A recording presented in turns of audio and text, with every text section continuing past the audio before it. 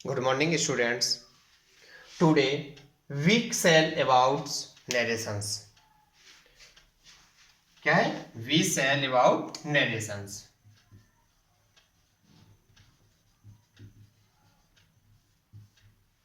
Narrations. Which is the first lessons? क्या है हमारा? Which is the first lessons of narrations? We can easily. क्या है? हम इस इजिली आसानी पूर्वक हम इस नरेशन शब्द को क्या करते हैं? डिस्क्राइब करते हैं। इस नरेशन शब्द को किसने क्रिएट किया है? नरेट शब्द से इसकी क्या हुई है? उत्पत्ति हुई है। किस शब्द की हुई है? नरेशन शब्द की उत्पत्ति नरेट वर्ड से निकली है। जिस नरेट वर्ड का, इस नरेट वर्ड का अर्थ होता है, क्या होता है? टू से, यानी टू से मीन्स होता है कहना, या फिर कह सकते हैं टू स्टेट। स्टेट मीन्स होता है, हिंदी में कहेंगे कहना। नरेशंस यानी डिस्क्राइब आया है। नरेशन शब्द की उत्पत्ति नरेट शब्द से हुई है। नरेट शब्द का अर्थ होता है टू से, यानी कि इसको कहना। अब नरेशन शब्द को हम डिस्क्राइब करने जा रहे हैं। नरेशन शब्द को डिस्क्राइब करने के लिए टू टाइप्स में डिस्क्राइब करते हैं। नरेट शब्द को क्या होता है? सबसे पहले होता है डायरेक्ट स्पीच। किस में डिस्क्राइब करते हैं? डायरेक्ट स्पीच में। और जो सेकंड टाइप्स होता है वो कौन सा होता है हमारा? In direct speech. Direct speech और इनडायरेक्ट स्पीच, इन दोनों में क्या है हमारा? डिफरेंस होता है। डायरेक्ट स्पीच मीन्स होता है प्रत्यक्ष रूप से, और इनडायरेक्ट रूप मीन्स होता है अप्रत्यक्ष रूप से। यानी कि हमारा जो नरेशन आया है ये दो भागों में डिवाइडेशन होता है। नरेशन पहला जो भाग होता है डायरेक्ट स्पीच होती है, और जो सेकंड पार्ट होता है वो इनडायरेक्ट स्पीच कहलाता है। सबसे पहले अब हम आप बात आते हैं डायरेक्ट स्पीच। क्या होती है हमारे पास में? Direct speech. इसके भी तो टू भाग होंगे। डायरेक्ट जो स्पीच दी गई है इसके भी तो पार्ट्स होंगे। तो इसमें क्या है? डायरेक्ट स्पीच क्या होती है? डायरेक्ट स्पीच जब व्यक्ति द्वारा, यानी कि ये क्या होता है हमारे पास में? डायरेक्ट स्पीच जब व्यक्ति के द्वारा। कौन होता है व्यक्ति? जैसे कि इसमें कहना होता है हमारे पास में प्रत्यक्ष रूप से।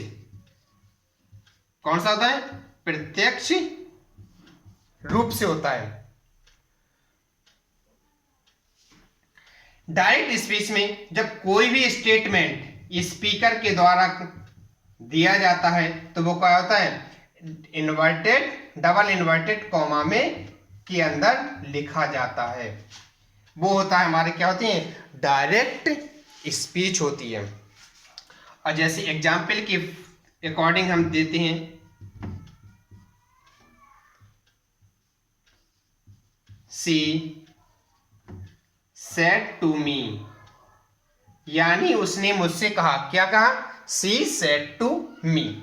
अब इसमें क्या होगा? एक ये भाग होता है। अब जो क्या कहा है? I am writing a letter. जो इन्वर्टेड, ये डायरेक्ट स्पीच में भी टू पार्ट्स होते हैं। पहला क्या हो? सब ये ऐसा होता है, पार्ट होता है, और ये कौन सा है हमारा? ये सेकंड पार्ट होता है। इसमें भी पार्ट्स होंगे। पहला जो पार्ट्स होगा रिपोर्टिंग वर्ब कहलाता है, और जो सेकंड पार्ट होता है वो कौन सा होता है? रिपोर्टेड स्पीच होती है। कौन सी होती है? Reported speech. क्योंकि जो इन्वर्टेड कॉमा है, क्या लगा है यहां पर? देखिए जरा, एक कॉमा होता है और ये डबल इन्वर्टेड कॉमा। कॉमा के जो भाग का जो वर्ड होगा, जो भी सेंटेंस होगा, इसको हम किस में रखते हैं? हम रिपोर्टिंग वर्ब कहलाती है। क्या कहलाती है? Reporting verb. और जो सेकंड जो हिस्सा डबल इन्वर्टेड कॉमा के अंदर होता है इसको क्या बोलते हैं हम? रिपोर्टेड स्पीच बोलते हैं। क्या बोलते हैं हम? रिपोर्टेड स्पीच और रिपोर्टिंग वर्ब। अब आगे नेक्स्ट टॉपिक पे आएंगे, इनडायरेक्ट स्पीच।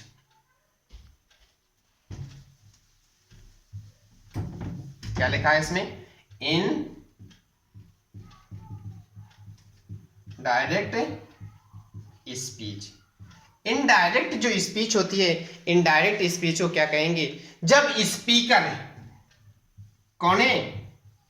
स्पीकर के द्वारा, स्पीकर को क्या बोलते हैं हम? वक्ता। जब वक्ता के द्वारा कही गई बात को व्यक्ति अपने शब्दों में, क्या होता है? अपने शब्दों में व्यक्त करना, क्या करना? उस वाक्य को, शब्दों को अपने अनुसार व्यक्त करना, या फिर कह सकते हैं हम बोलना, वो क्या कहलाता है हमारा? इनडायरेक्ट स्पीच, अप्रत्यक्ष स्पीच कहलाती है, अप्रत्यक्ष रूप कहलाता है। इसको 2 पार्ट्स में डिवाइडेशन रखा है, डायरेक्ट स्पीच और इनडायरेक्ट स्पीच होती है।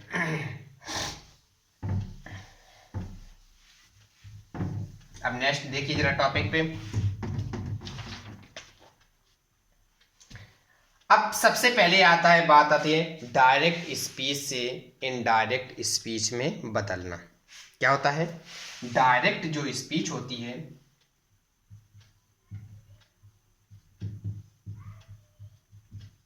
स्पीच से किस में बदलना हमें? इनडायरेक्ट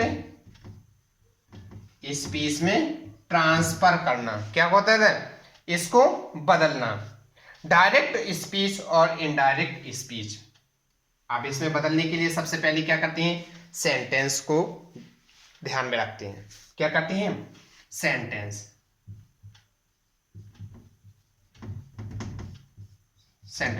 सबसे पहले जो डिवाइडेशन रखते हैं इस सेंटेंस के अकॉर्डिंग, कितने होते हैं इसके? 5। क्या किया जाते हैं? 5 इसमें टाइप्स होते हैं सेंटेंस की। सबसे पहला जो टाइप्स होता है वो कौन सा होता है? असर्टिव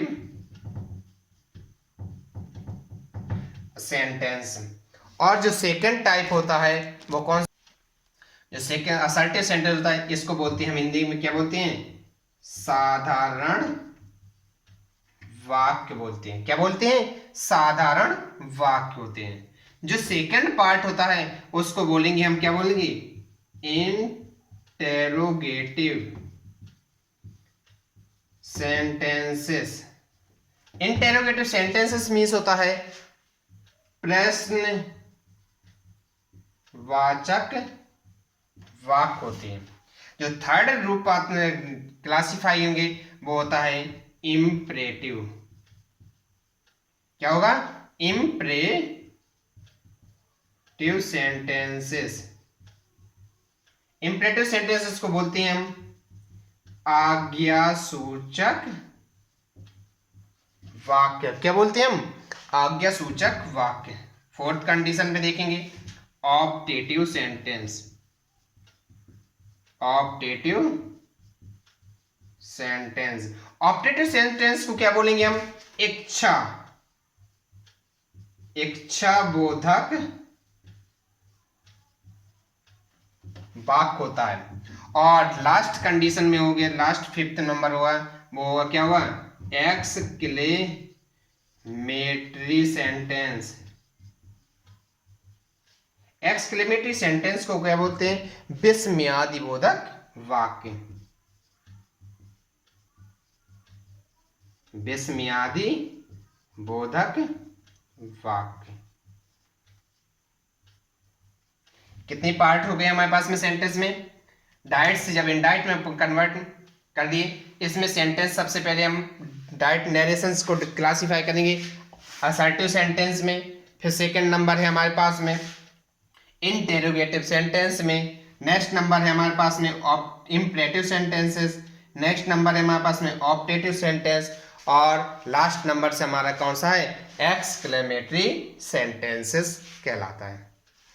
तो नेक्स्ट डे नेक्स्ट टॉपिक के रूप में आएंगे और इस टॉपिक को सबसे पहले हम असर्टिव सेंटेंस को डिस्क्राइब करेंगे। That's all.